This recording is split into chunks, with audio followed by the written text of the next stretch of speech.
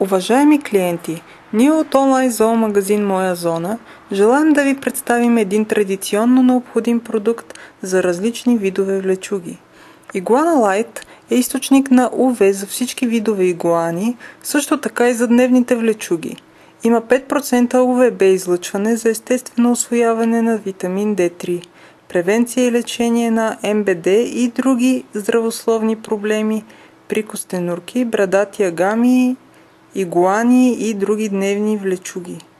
Излъчва 30% УВА лъчи за повишаване на апетита, освен това стимулира размножаването и естественото поведение.